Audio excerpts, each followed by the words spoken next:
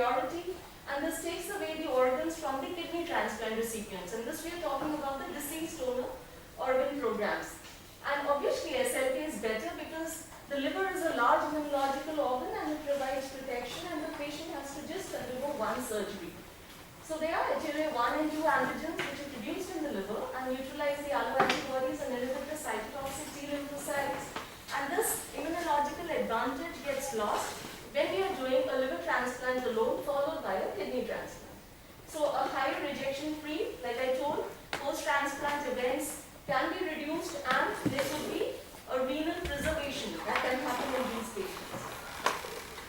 Now, the other aspect of this whole SLKT is the futility of the simultaneous liver kidney transplant. So one is where you're getting an advantage, the other is you're doing a futile liver transplant, because you know that these patients are very sick, you're subjecting them to a very difficult surgery, and almost 20 to 50% of these patients, 20% in different series has shown that they have high morbidity and mortality.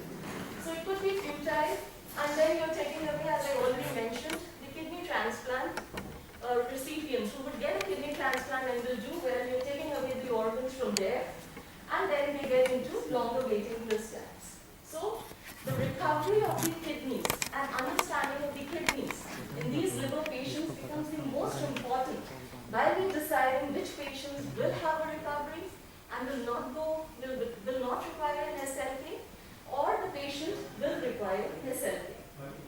So these are the risk factors for a futile kidney transplant, and this has been again similar to our liver transplant population.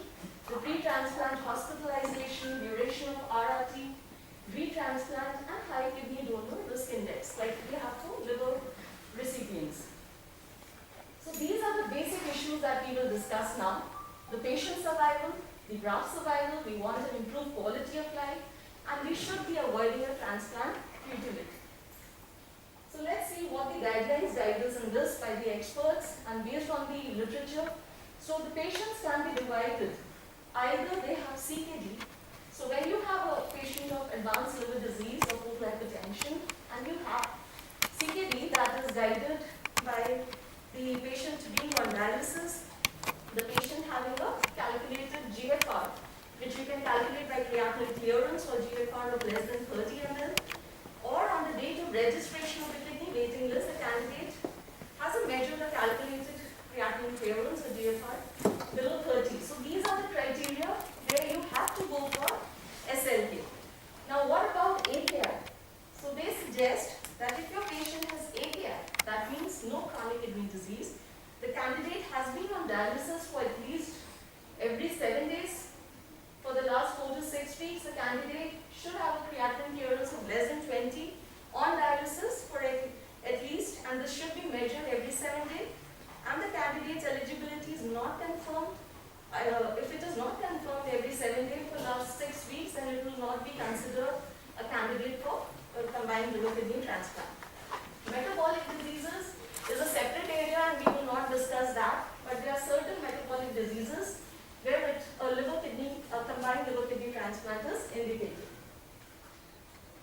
Now, if you have a kidney patient, now they have also proposed policies where you are going for a liver transplant alone and then deciding a kidney transplant in the follow-up.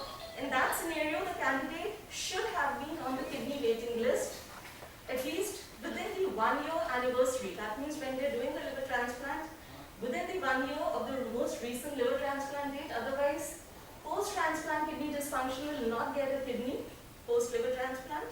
And the other thing, when it comes to the criteria for kidney after the liver transplant, the candidate should have a measured GFR of less than 20, and the candidate can be on a dialysis program. So these are the criteria which have been laid down by the guidelines. Now coming to the evidence. Now this is a large database from the UNOS, and we can see here the graphs, and this is liver transplant alone recipients. The liver transplant alone who do not require kidneys, they have the best overall survival. You see SLK. So the survival curves for SLK are just after liver transplant alone.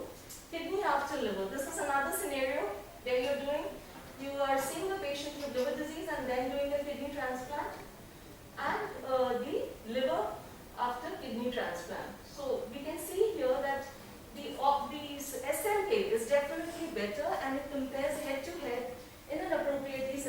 So therefore, we should be doing SLK for all patients, but that's not possible. So when we look again and stratify these indications, so they are renal dominant patients. So you have a patient with chronic kidney disease and maybe a compensated chronic liver disease. So here, this I will touch very briefly on, and these are the indications where we are actually interested, the liver dominant cases who have coexistent kidney disease. So in the upper scenario where there is a kidney predominant disease, which are mostly seen by a nephrologist, and this guideline is very old and it was laid down when there was hepatitis C related problems, and you can see here that they stratified in this set of patients who have a kidney dominant disease based on the hepatic venous pressure gradient. So if your HVPG, if your patient doesn't have obvious cirrhosis, you can go with, you can screen for the pulmonary hypertension with the dialysis if this is absent. Then you stratify the need of SLK with the help of HVPG. The HVPG is high. It is a candidate for liver transplant. And this data comes from HVPG, and we have many more series from our center also where we've shown that HVPG is an independent predictor of all the liver-related complications. And this was the landmark study in gastroenterology by Rapol, who had shown that, and this guideline was actually based on this paper. Now coming to the assessment of renal functions and drive patient selection. So we'll first discuss acute kidney injury in decompensated cirrhosis. So when we are assessing acute kidney injury in a decompensated cirrhotic, and we're looking at whether this patient needs SLK or not, we need to look at the severity of liver disease, the etiology of AKI is very, very important, and the severity and duration of AKI. Now let's see the data on this. This is the series. We're in a very large number of patients. We can see here almost 1,500 in the SCLKT group, and the liver transplant alone 2,000. And all these patients had a serum creatinine above 2.5 or who received dialysis at least twice during the week before OLT. So you can see here the survival of patients who received liver transplant alone in this set of patients was poor as compared to a combined liver kidney transplant. And if you see here, the profile of the patients. So these patients had different sets of dialysis, so less than 4 weeks to 3 months. So all these patients, and very high MEL scores, because you can see here that more than 35 MEL score was present. Also in 50% of the patients who got liver transplant alone. And many of these patients were in the ICU. So many of these patients were in the ICU or were hospitalized, and these patients were taken up for a liver transplant alone. And we can see here with the post-transplant here, the liver graft survival, and these patients were subsequently stratified in the simultaneous liver kidney transplant, whether they had HRS, end-stage renal disease, so there was not major difference, and the combined liver kidney transplant patients were doing well.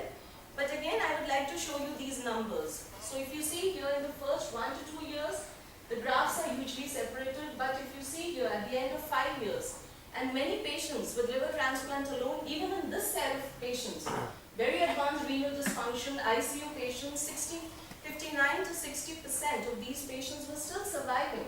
So this is the patient that we need to identify, and we can prevent them from being subjected to a combined liver kidney transplant. So we come on to the etiology of acute kidney injury.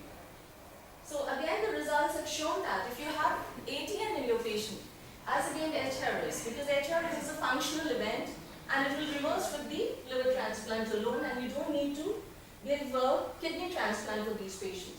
So again, in this series also, it was shown that if you have patients with HRS and you've done the right selection, your patient is less likely to have progression to chronic kidney disease and require renal transplant, post-liver transplant. So you can see here at 30 days and 90 days in the HRS group, many patients had renal recovery and they did not require kidney transplant in the subsequent follow-up. Now again, this is another series from the UNOS. So this is another very interesting series. So what they did here, this is Ashwini Singhal and their group. They analyzed 65,000 total patients were listed for liver transplant, of which 3,000 patients actually required simultaneous liver kidney transplant. And then subsequently of this group, 12% of these patients, maybe they were very sick in the ICUs, they were given a liver transplant alone. And when you see again, when we look at this data, so liver transplant alone obviously did bad as against the simultaneous group. But what it shows here is that about, if you see here, 12% got a liver transplant alone, and of this group, at 12 months of follow-up, 1/3 of the patients had an improvement in renal functions to an eGFR above 60, and less than 5% of these patients needed renal transplant. And 4% of these patients in the first 1 year had died in the absence or in the event of a renal-related poor outcome. And similar data again comes here of a propensity score cohort where they have stratified again patients based on whether they were on dialysis or not on dialysis and underwent an SLK, similar sick group with respect to liver disease.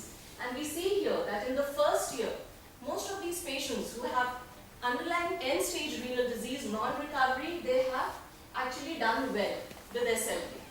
And with the liver transplant, you can see here that the hazard ratio is. But see here, after the end of 2 years, it is a liver transplant alone group who's doing better. So it is not that we can do, and this is all data in the deceased donor program. Similarly, on dialysis, we see here the dialysis in an extremely sick population. Here again, there is no difference. So in a no dialysis group, a lot many patients can be appropriately selected for a liver transplant alone. Now, how do we differentiate HRS from ATN? So we can do that with the help of the clinical context of the patient. We can use the support of a urine microscopy, and we can see here clear distinction between HRS and ATN. And we can also use the fractional excretion of urea, which we are not doing at our center, but this again works very well, especially when the fractional spot sodium is not reliable in context of sepsis and diuretic usage. And we can see here, this is Dr. Sanyal and his group, who had shown that the sensitivity is almost 100% to pick up ATN, a very simple test which we can establish. And we can also use the support of the biomarkers which are upcoming, and these two, in this meta-analysis, these two biomarkers, urine interleukin 18 and lipocalin 2, could be appropriately used in identifying and selecting out the right patients who have ATN compared to HRS. And this is our own data in the ICU. We have, similarly, we have got that even though there is a lot of overlap because these patients have sepsis and inflammation, but still NCAL levels are much higher in patients with ATN and also with the severity of ATN. And why this is important? Because again, this is our own data, and we've shown that after they are discharged from the intensive care unit, see the progression towards CKD. And this is influenced by the degree of systemic inflammation, the insults to the kidney when they get sick. And you can see here almost 50% at the end of 1 year will get a CKD, which is based on the assessment of, this is not based on any gold standard method, but based on their GFR values. You see that these patients get into kidney problems. So when I summarize, my first part is in a decompensated cirrhotic with AKI, maybe a creatinine, a shorter dialysis as I showed, HRS, and urine biomarker can help us guiding an appropriate selection for a liver transplant alone in a patient who has kidney dysfunction of recent onset. Now when we're looking at acute and chronic liver failure, this is a different group, and here in the APASL we clearly feel that kidneys follow the liver failure. And kidney is an important organ failure because it is the most frequent extrahepatic organ failure. And you know that from the Easel-Cliff Consortium, they consider kidneys as a part of the defining syndrome. So they are so much important in context of acute and chronic liver failure. And this is Ashok had published very recently the data from the ARC. And here, this is very important. First week is the most crucial period for deciding liver transplant and ACLF, because you see here that most of these patients, when they're coming up in our center, only 1/3 are clearly meeting criteria for transplant. But see how much difference it comes at day 4. When you've given them the management, you have stabilized, you have optimized, almost 2/3 become eligible for a liver transplant. And this group, if you consider here that what are the reasons for ineligibility, renal failure was found as one of the most important reasons where we were making our patients ineligible and we were considering not fit for liver transplant. Now, we have shown that in patients with, why we are discussing this ACLF differently from decompensated, and this is for the same level of jaundice and coagulopathy.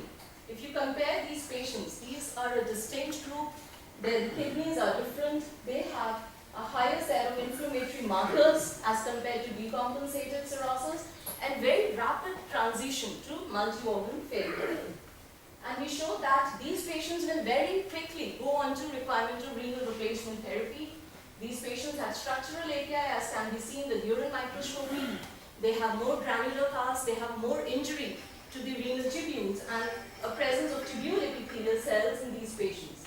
And similar data from the Chinese have shown that acute kidney injury, and this is in the set of hepatitis B related population, they showed with the help of urine biomarkers that these patients have higher levels of injury biomarkers, again highlighting a higher structural component, and these patients will very quickly require RRT. This is an old data series and which has been published from the European cohort, where they showed that the ACLF grade 3, majority 80% of these patients were on dialysis, and these patients had controlled infections, most of them were in the ICU, and a rapid decision making is required because if you transplant these patients, you can improve their outcomes, as against you see here that the outcome is just 8% and 83% will survive with a liver transplant. And very recently from the EASL-CLIF consortium, they have published this data of liver transplant in ACLF and from the canonic set of patients. So what is important here to mention that if you see the patients before transplant, so patients who have ACLF different grades, they do differently. So a sicker population is doing worse. However, when you transplant these patients have a similar outcome. Irrespective of their ACLF grade, 80% of these patients had survived after liver transplant. But what was important here was a high lactate.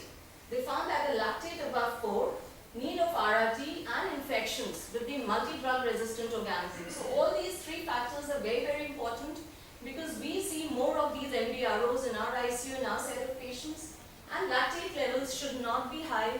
Again, this is what the data suggests. And maybe RRT is also associated with worse outcomes in these patients.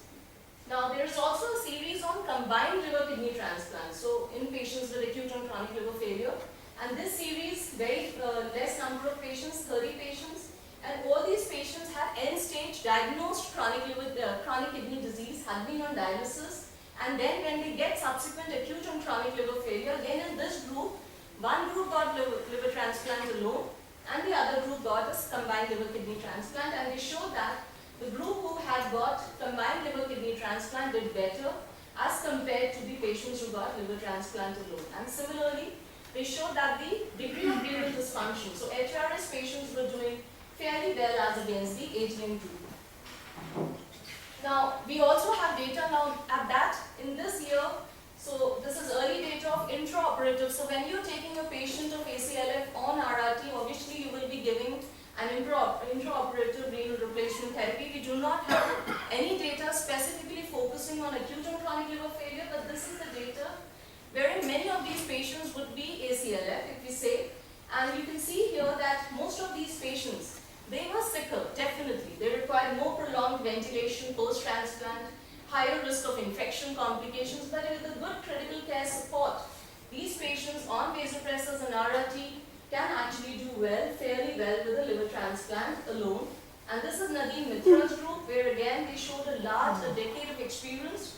And again they showed that intraoperative renal replacement therapy can be offered to these sick patients. Many of them, 2/3 were taken up from the intensive care unit, 19% ventilated, almost 50% were on vasopressors, and 80% of these patients had required RRT. And we can see here, with SLK and with liver transplant alone, these survivals were not different. So we have to move forward. Now, identification of type of AKI in acute and chronic liver failure. So I showed you in decompensated cirrhosis. See here, the urine microscopy, how it is different. This is HRS. This is a patient of ACLF with colemic. You can see here bile cast, and this is the granular cast and ATM. So while we are discussing this, I'll show you that if you take your patient to ACLF with HRS and colonic, you may have a better outcome. And I'll show you data, and this is something very new. You can see here this is the no AKI, and these three are three distinct groups of AKI in patients with ACLF. And you can see this is the urine cytokine profile of these patients. So 17 biomarkers we did here.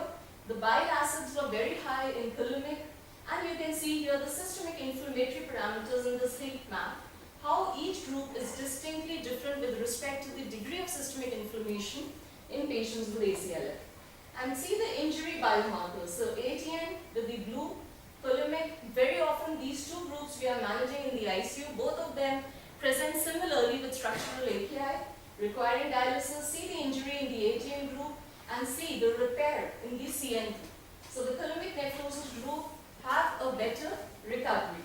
And we have shown here that when you do the metabolomics also, why this is happening is because they have a preserved mitochondrial function.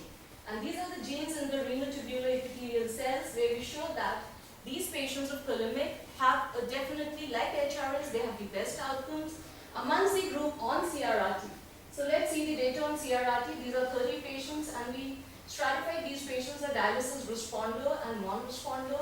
And we can see here that the dialysis patients who responded means they achieved renal recovery. Or amongst these group, 15-day survival was seen, but all these 30 patients had died at the end of 28 days. Because none of them got a liver transplant, and we can see here, 58% of these patients of dialysis responders in the colemic group, they were majority, they were responding with CRRT, they were achieving a renal recovery, they were off CRRT. And we can see here with the data of, again, urine biomarkers and the endothelial injury markers, that these patients who were responders, they were doing well. And why I'm discussing all this is that, again, when we're selecting out these patients, you have to understand that these patients will have rapid progression, AKI should not be a contraindication, because, and then maybe in the group on CRRT, we can identify which is HRS and which is colemic, because this group on ATN on CRRT, they may not do well, but this is the group who is likely to respond to a liver transplant alone. Now very quickly, I'll go on to the stable decompensated cirrhotics. Here you see a lot of chronic kidney disease, which is different here, and it is associated with glomerulopathies. You may have other comorbid diseases like hypertension, aging, diabetes, and a large proportion of these patients may have refractory ascites and HRS2, which is called as the HRS non-AKI. Again here, we see that similar risk factors. So this is an ongoing stable state of renal adverse outcomes that happen slowly over a period of time, and again selecting out, because here again we've shown that there is a progressive decline in the GFR of these patients, whether they get AKI or not. So if you see any patient with decompensated cirrhosis, if they get AKI, repeated AKI which we just ignore and they recover, but there is a continuous loss of GFR and these patients are slipping into chronic kidney disease and they may become candidates for SLK over a period of time. And slowly, even if they've not got obvious parameters to say CKD, if you look at the GFR, they will be meeting close to the requirement of chronic kidney disease. And in this particular study, we took 818 cirrhotics and we followed them up, and we showed that almost 1 in 3 of these cirrhotics was getting the development of CKD in the end of 1 year. And you can see here the number of episodes of AKI. If your patient has a cystatin C which is high, a higher liver disease severity scores, all these were predicting the risk of new incident CKD development in these patients. So how do we assess this patient? This set of patients, we can also go for a kidney biopsy in a very select group where there is a challenge and we can use the functional criteria. Now, this is some data on the kidney biopsy. Very early, there was a lot of hesitancy on the kidney biopsy because there was a lot of complications that were reported in this series of 44 patients, and you can see here majority of these patients were having intrinsic kidney disease, and therefore there was a thought that maybe you do not need to biopsy all these patients because most of them have intrinsic kidney disease. However, subsequent series from the French group, they had shown that if you biopsy your stable cirrhotics, and this is the data of 60 patients who were awaiting liver transplant and they did a kidney biopsy, some had evidence of a evident urine abnormal microscopy, some had elevated creatinine, and some had no such problems, and they had just biopsied these patients. So of this entire 60 group, only 5 patients required SLK, and they were seeing complications which they said were not major, were seen in 4 patients. So the remaining had undergone a liver transplant alone. And let's again look at the outcomes here. So they stratified these patients who had CKD based on IgA nephropathy. And we know that IgA nephropathy is very common and the most common intrinsic kidney disease seen in a cirrhotic group. And the group which had diabetes and diabetes associated diabetes along with IgA nephropathy. So when they transplanted these patients, on long-term follow-up post-liver transplant, the patients with IgA nephropathy did very well. They had improvement in the renal functions, while this group, diabetic and other populations, they did worse, and they also got the evidence of chronic kidney disease after developing, after being subjected to CNIs. And these are just representative biopsies. So the beautiful pictures of glomerulus showing fibrosis, and this is a diabetic-related glomerulosclerosis and tubular fibrosis. And this is another data. Again, this is something interesting. In this area also, what we are seeing here is that this area is emerging. So it is not again diabetes or anything. If you see this data where Trivale's group, majority of these patients who got chronic liver disease and were biopsied, you see here, they were damaged to the tubular interstitial compartment, 94%, and this was chronic. And this was not related, and they just subjected this to the evidence of chronic liver disease. And this is a similar data from our series where we show that in patients of chronic liver disease who were biopsied, and these were ante-mortem biopsies, we can see here that 86% of these patients had tubular interstitial fibrosis. And this is something which is driven by chronic liver disease and not per se due to any other chronic kidney disease. So we come to the GFR estimation, and why I am showing this is a recent meta-analysis, and wherein we show that these patients, you can use different GFR estimating equations, and this is the data for MBRD6, and you can see here the lines. So when you use MBRD6, you are overestimating GFR by 10 to 20 ml. So this may not be a very reliable marker, especially in 3 sets of patients. Patients who have low eGFR of less than 60, patients with refractory ascites, and patients who have low serum albumin. So in this set of patients, what we should be using? We should be using a cystatin C based equation, because the overestimation is less. Most of the time it gives an accurate assessment, and this is head-to-head comparison with all the gold standard methods of GFR estimation. And you can see here that if at all, it may underestimate. It may rather say that this GFR is low rather than accurate for your patient. So cystatin C based equations in the pre-transplant evaluation of our cirrhotics may be helpful.